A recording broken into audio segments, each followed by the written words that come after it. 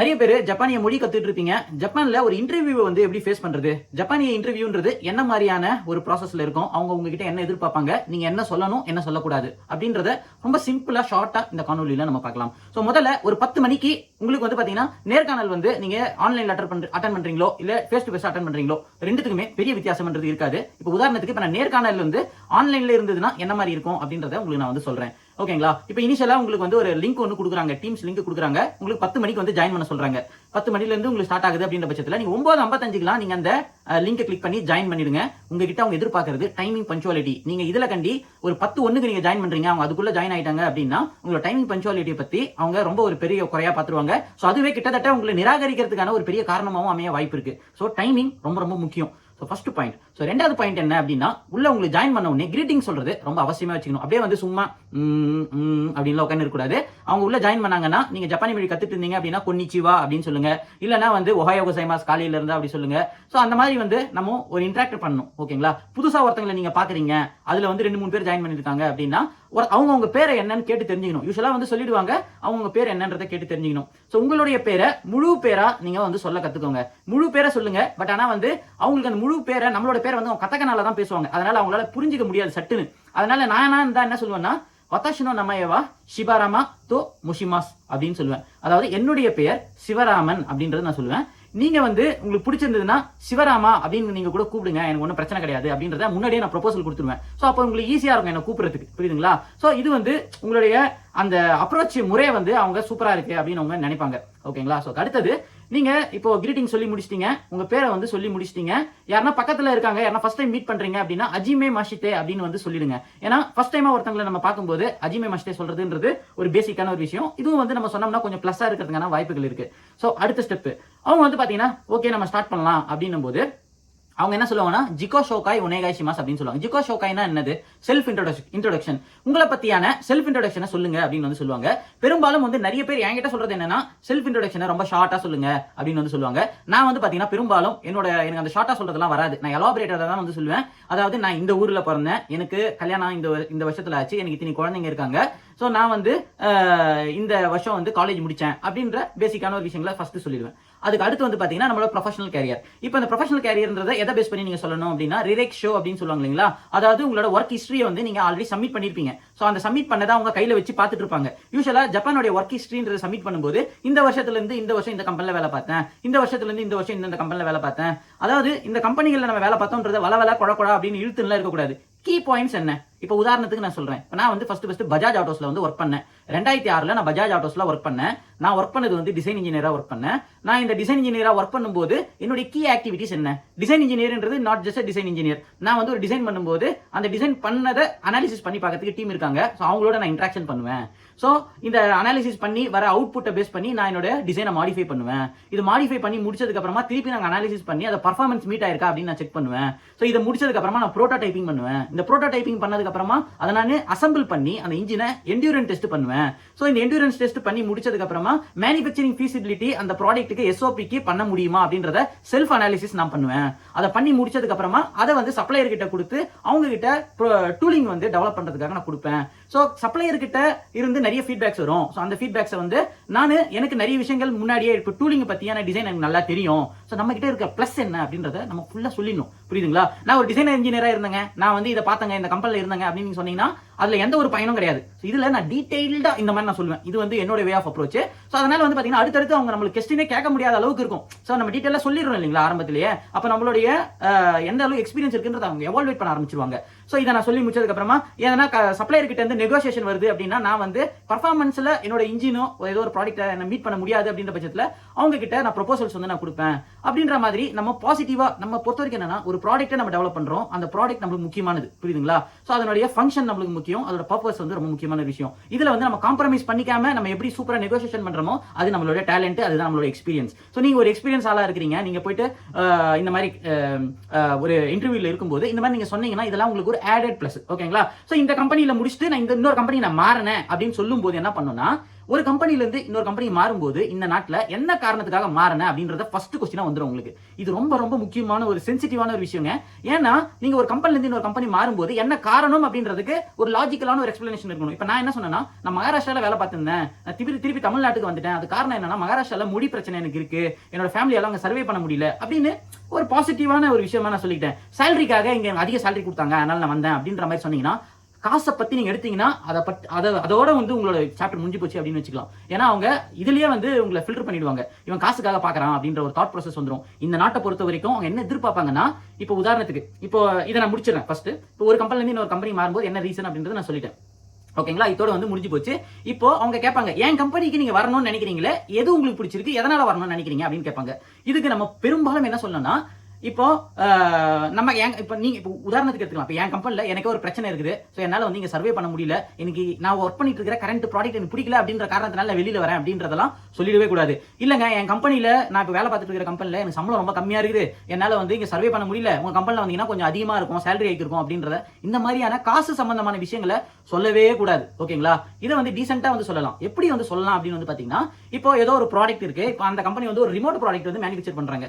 நான் என்ன சொல்லுவேன்னா, உங்க ப்ராடக்ட் மூலியமா நான் நிறைய விஷயங்கள் கத்துக்க முடியும் அப்படின்னு நான் வந்து நினைக்கிறேன், இது என்னோட கேரியர் growthக்கு வந்து நல்லா இருக்கும் அப்படின்னு நான் நினைக்கிறேன் அப்படின்னு வந்து நான் சொல்லுவேன். இது வந்து அவங்கள ஒரு பாசிட்டிவான ஒரு அப்ரோச்சா அவங்க பார்ப்பாங்க. அடடா, நம்ம ப்ராடக்ட் மேல ஒரு நல்ல ஒரு அபிப்பிராயம் வச்சிருக்கான், இவன் வந்தானா நல்லா வேலை பார்ப்பான், இந்த ப்ராடக்ட்டை வந்து நல்ல இன்ட்ரெஸ்ட் எடுத்து பண்ணுவான் அப்படின்னு அவங்க யோசிப்பாங்க. ஸோ இது ரொம்ப முக்கியமான ஒரு விஷயங்க. ஸோ அடுத்து வந்து பாத்தீங்கன்னா, உங்களுடைய கேரியர் பிளான் என்ன அப்படின்றத வந்து அவங்க கேட்பாங்க.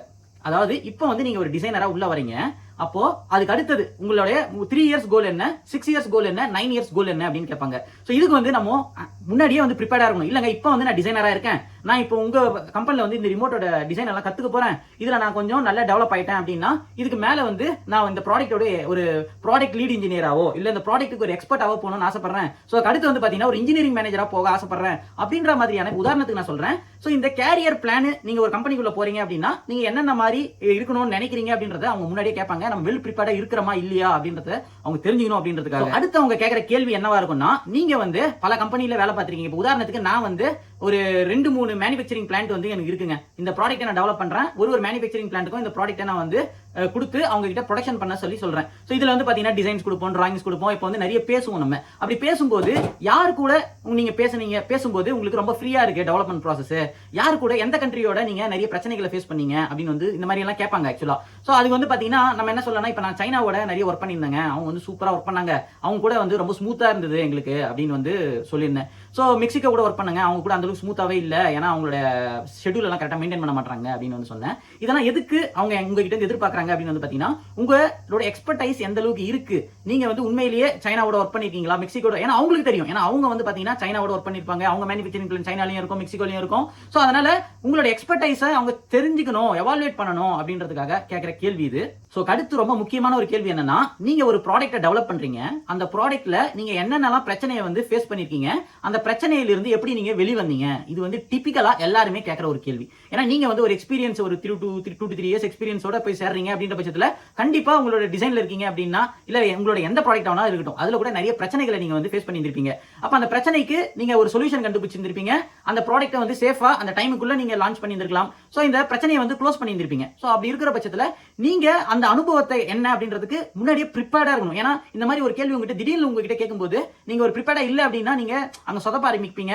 சோ அப்போ என்ன நினைச்சுப்பாங்கன்னா, ஓ இவங்களுக்கு அந்த அளவுக்கு ஒரு ப்ராப்ளம் சால்விங் ஸ்கில் வந்து கிடையாதோ அப்படின்னு நினைக்க ஆரம்பிச்சிருவாங்க. இது ரொம்ப ரொம்ப முக்கியமான விஷயம். நீங்க ஒரு மீட்டிங்ல இந்த மாதிரியான இன்டர்வியூல ஜப்பானியர்கள் கூட நீங்க ஜாயின் பண்ணும்போது. சோ அடுத்து வரக்கூடிய கேள்வி என்ன தெரியுங்களா, இப்போ ஒரு ப்ராடக்ட்டை நீங்க டெவலப் பண்றீங்க அப்படின்னும் போது, இப்போ உதாரணத்துக்கு எடுத்துக்கலாமே, இப்போ ஹோண்டா நான் வந்து வேலை பார்க்கறேன், இப்போ ஹோண்டாவோட வேலை பார்க்கறேன் அப்படின்னா, ஹோண்டாவோடைய அந்த ப்ராசஸ் அப்படின்றது நல்லாவே தெரியும் அவங்களுக்கு. ஏன்னா அவங்களுமே ஒரு சப்ளையர் ஹோண்டாக்கு, அதனால வந்து ஒரு கம்பெனிக்கும் என்னென்ன ப்ராசஸ் இருக்கு அப்படின்றத அவங்க நல்லா தெரிஞ்சு வச்சிருப்பாங்க. அப்படி இருக்கிற பட்சத்துல என்கிட்ட டிபிக்கலா கேட்கிற கேள்வி, ஹோண்டாவோடைய டெவலப்மெண்ட் ப்ராசஸ், டெவலப்மெண்ட் ஃபேஸ் என்ன மாதிரி, எந்தெந்த ஃபேஸ்ல என்னென்ன மாதிரியான விஷயங்கள் வந்து பண்ணுவாங்க அப்படின்றது கேள்வி. இப்போ இதுக்கு வந்து பாத்தீங்கன்னா என்னோட பதில் என்னவா இருக்கும், இல்லங்க ஃபர்ஸ்ட் வந்து நாங்க டிசைன் வெரிஃபிகேஷன் ஒரு ஃபேஸ் இருக்கு, இதுல வந்து ஒரு காம்போனன்ட், இந்த மாதிரி காம்போனன்ட் இருக்கு அப்படின்னா இதோட ப்ரோட்டோ பார்ட்ஸ் எல்லாம் பண்ணுவோம், டிசைன் பண்ணி முடிச்சதுக்கு அப்புறமா ப்ரோட்டோ பண்ணுவோம், இதை அசம்பிள் பண்ணி பார்த்துட்டு இதோட பர்ஃபார்மன்ஸ், இதோட ஃபங்க்ஷன்ஸ்ல என்ன பிரச்சனை இருக்கா அப்படின்னு செக் பண்ணுவோம். ஸோ இது வந்து டிசைன் வெரிஃபிகேஷன் ஃபேஸுங்க. ஸோ இது வந்து எல்லாமே ஓகே ஆயிடுச்சு, கஸ்டமர் கிட்ட நாங்க இந்த டிசைனுக்கு வந்து அப்ரூவல் வாங்கிட்டோம், வெரிஃபிகேஷன் பண்ணி முடிச்சிட்டோம் அப்படின்னா அதுக்கு அடுத்தது பிவி அப்படின்ற ஃபேஸ் இருக்கு. இது வந்து ப்ரொடக்ஷன் வெரிஃபிகேஷன் அப்படின்னு வந்து சொல்லுவாங்க.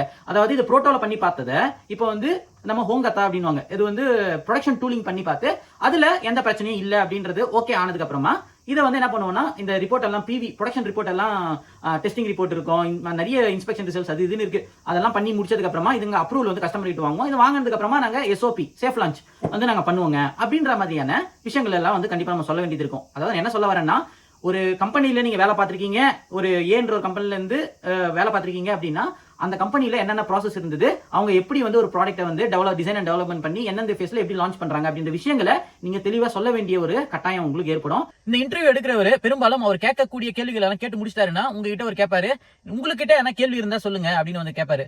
அப்போ வந்து நீங்க என்ன சொல்லலாம், நீங்க ப்ரிப்பேர்டாவே வந்து 2-3 கேள்விகள் வச்சிருக்கிறது ரொம்ப நல்லா இருக்கும். என்ன கேட்டா நான் என்ன சொல்லுவேன்னா, இப்போ எந்த மாதிரி ஒரு குழு இருக்குங்க, அந்த குழுல வந்து எத்தனை மெம்பர்ஸ் இருப்பாங்க அப்படின்ற மாதிரியான தகவல்களா இருக்கட்டும், நான் உங்களுடைய கஸ்டமர் யாரு, உங்களோட கஸ்டமர் நீங்க யாருக்கு சப்ளை பண்றீங்க அப்படின்றதா இருக்கட்டும். சோ அது இல்லாம நீங்க என்ன மாதிரியான ட்ரைனிங் ப்ரோக்ராம் கொடுப்பீங்க, இப்போ இந்த ஒரு ப்ராடக்ட் எனக்கு ஒரு புது ப்ராடக்ட் ஆச்சு, இதுல எனக்கு ட்ரைனிங் நீங்க அந்த மாதிரி கொடுப்பீங்க அப்படின்ற ஒரு கேள்விகள்லாம் நீங்க ஒரு சம்பிரதாயத்துக்கு கேட்கறதுன்றது அவங்க ஒரு நல்ல ஒரு அப்பியரன்ஸ் வந்து உங்ககிட்ட வந்து அவங்களுக்கு வந்து கிடைக்கும். சோ உங்களுக்குமே வந்து நீங்க கேட்க வேண்டிய கேள்விகள் உண்மையிலே வேற எதனா இருந்ததுன்னா கூட நீங்க லிஸ்ட் அவுட் பண்ணி கேட்கலாம், அதுல எந்த தப்பும் கிடையாது. ஆனா மீட்டிங் முடியும் போது லாஸ்டா ஒரு 5 மினிட்ஸ் 10 மினிட்ஸ் இருக்கும்போது தான் அவங்க கேள்விங்களே நீங்க சொல்லுங்க அப்படின்னு கேட்பாங்க. அப்படி இருக்கிற பட்சத்துல நம்மளும் நிறைய கேட்டே போனோம்னு வச்சுக்கலாமே, அவங்களுக்கும் அந்த டைமிங் அந்த 1 hour அப்படின்னா அந்த 1 ஹவருக்கு அடுத்தது அவங்களுக்கு வேற என்ன ஒரு டாஸ்க் இருக்கும். அதனால நம்ம அவங்க டைமிங் அதிகமா யூஸ் பண்ணிக்க கூடாது. அதனால உங்களுக்கு அந்த இன்டர்வியூ கிட்டத்தட்ட முடியும் போது அவங்க உங்ககிட்ட கேட்கும்போது எவ்வளவு டைம் பேலன்ஸ் இருக்குன்னு பாத்துக்கோங்க. அதுக்கேற்ற மாதிரி கேள்வி கேட்டு முடிச்சுக்கிறது ரொம்ப நல்லதா இருக்கும். சரி, ஓகேங்க, இதெல்லாம் முடிஞ்சிச்சு அப்படின்னா பெரும்பாலும் வந்து நார்மலா வேற எதனா முக்கியமான ஒரு தகவல்கள் டெக்னிக்கலா உங்ககிட்ட தெரிஞ்சுக்கணும்னு நினைச்சாங்கன்னா டெக்னிக்கலான விஷயங்கள் உங்ககிட்ட கேட்பாங்க. இந்த ஆல் ஓவர் நீங்க மொத்தமா எடுத்துக்கிட்டீங்கன்னா அவங்க உங்ககிட்ட இருந்து பெருசா எதிர்பார்க்கறது ஜப்பானிய மொழி நீங்க எந்த அளவுக்கு பேசுறீங்க, எந்த அளவுக்கு கான்பிடென்ட்டா நீங்க அவங்களுக்கு ரிப்ளை பண்றீங்க, அவங்க சொல்றதை நீங்க புரிஞ்சுக்கிறீங்களா அப்படின்றத அவங்க எதிர்பார்ப்பாங்க. புரியல அப்படின்னா அவங்க கிட்ட இல்லங்க மோயிச்சிதோ ஒனேகாய்ஷிமாஸ் அப்படின்னு நீங்க கேட்கலாம். மோயிச்சிதோ ஒனேகாய்ஷிமாஸ்ன்றது என்னன்னா, இல்ல நீங்க சொன்னது எனக்கு புரியல, இன்னொரு முறை சொல்லுங்க அப்படின்றது அதுக்கான பொருள். புரியுதுங்களா? தெரியாத ஒரு விஷயத்த நம்ம அந்த பதட்டத்துல நம்மளுக்கு தெரியுது அப்படின்னு சொல்லி நீங்க ஏதோ ஒன்னு சொல்ல போய் அவங்க கேட்ட கேள்வி ஒன்னு வேற ஏதோ இருந்தது அப்படின்னா இன்னும் சம்பந்தமே இல்லாம பேசிட்டு இருக்கானே அப்படின்ற மாதிரி யோசிக்க ஆரம்பிச்சிருவாங்க. சோ அதனால அதெல்லாம் தவிர்க்கிறதுக்கு பாருங்க. தெரியாத விஷயத்த இது தெரியலன்னா தெரியல அப்படின்னு சொல்லி முடிச்சிருங்க. அது ஒன்றும் பெரிய விஷயமே இல்ல. அதுக்கு முட்டு கொடுக்கணும்னு போயிட்டு ஏன்னா சொல்ல போய் தப்பு பண்ணிடாதீங்க. அது ரொம்ப முக்கியமான ஒரு விஷயம். சோ அட் லாஸ்டா வந்து பெரும்பாலானோர் கேட்கிற கேள்வி, இப்போ ஒரு கஸ்டமர் கிட்ட நீங்க வேலை பார்க்க போறீங்க, இப்போ நீங்க வந்து உங்களை ஒருத்தங்க ரெக்ரூட் பண்றாங்க இல்லீங்களா, அவங்க ஏதோ ஒரு கிளைண்ட் கிட்ட திரும்ப உங்களை விட போறாங்க. அப்படி இருக்கிற பட்சத்துல அந்த கிளைண்ட் கிட்ட நம்ம எப்படி கம்யூனிகேட் பண்ணுவோம்? நம்ம வாயில பேசுறோம், ஜப்பானிய மொழி வாயில பேசுறோம், வெர்பல் கம்யூனிகேஷன் பண்றோம், மெயில் கம்யூனிகேஷன் உங்களால பண்ண முடியுமா அப்படின்னு வந்து கேட்பாங்க. சோ இந்த நாட்டை பொறுத்த வரைக்கும் மெயில் கம்யூனிகேஷன்ன்றது அது ஒரு பெரிய லிஸ்ட் ஆஃப் விஷயங்கள் உங்களுக்கு தனியா சொல்ல வேண்டியது இருக்குது. இந்த மெயில பத்தி உங்களுக்கு இன்ட்ரெஸ்ட் இருந்தது அப்படின்னா தனியா சொல்லுங்க, அதை பத்தி தனி ஒரு காணொலியே போடுறேன். ஏன்னா இங்க ஹாய் ஹவ் ஆர் யூ அப்படின்லாம் வந்து நம்ம அவ்வளவு ஈஸியா ஒரு கன்வே பண்ற விஷயத்தை அவ்வளவு சிம்பிளா ஷார்ட் சென்டென்ஸ்ல எல்லாம் அனுப்பிட முடியாது. இங்க அதுக்கு பெரிய ப்ரொசீஜர் இருக்கு, அதை பத்தி நான் தனியா சொல்றேன். அதை பத்தி கேட்பாங்க உங்ககிட்ட. சோ நீங்க என்ன பண்ணீங்கன்னா இந்த மெயில் எப்படி அனுப்புறது ஒரு கிளைண்ட்டுக்கு அப்படின்றத பத்தி நீங்க தெரிஞ்சு வச்சிருந்தீங்கன்னா இதெல்லாம் உங்களுக்கு ஆடட் பிளஸ்.